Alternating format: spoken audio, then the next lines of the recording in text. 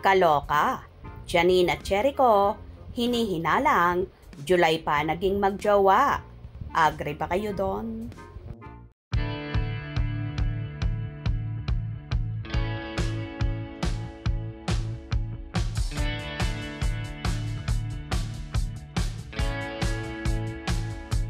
Sobrang dilulo na talaga ang nagaganap sa mga fans ng Ekonin. Ang tandem ni Janine Gutierrez at Jericho Rosales na mga bida sa hit seryeng Lavender Fields. Pinaghihinalaan kasi na kasalukuyang nasa Tokyo, Japan pa nga ang dalawa at nagre-relax, nagbabanding at nagliliwaliw. Tila sinusulit daw ng Ekonin ang kanilang free time at mukhang sinolo nga daw ng aktor ang actress na ikinakilig naman ng mga fans. Narito ang ilang komento ng kafanihan. Wow! The back of picture of Janine is the Tokyo Tower. So nice, and Janine also. So very pretty. Sana makita ko siya dito sa Tokyo. I guess, July pa naging sila. 3 months na sila as sweethearts. Yeah, bago mag-press conference ang Lavender Fields. Hindi naman siguro dahil script reading pa lang yan at di pa kilala ng lubusan ni Janine si Eko. Di naman ganong kadaling ma-inlove si Janine. Baka matagal na yung script reading na yan. Matagal lang ipinalabas. Kahit Rainbow Rumble, ilang buwan na yang na-shoot bago ipinalabas. Sensational ang tandem nila ngayon. Ako, kinikilig at my age 68 years old. Iba ang karisma nila.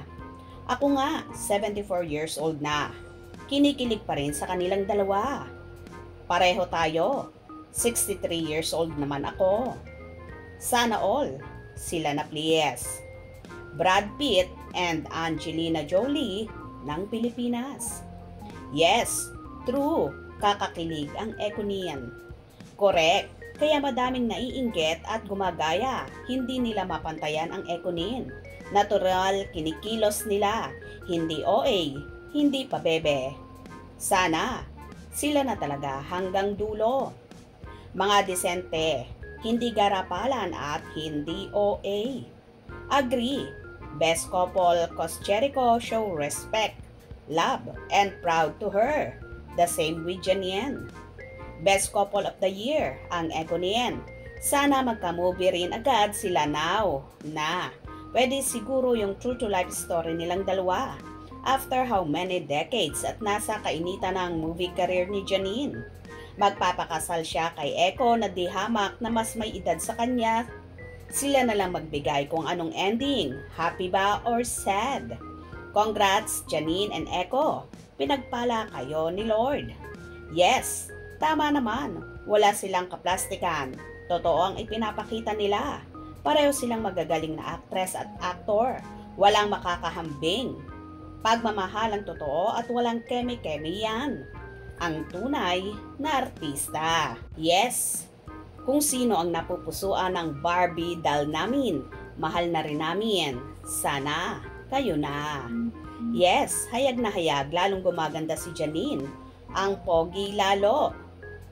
Eko, at masayang masaya sila, basta magkasama.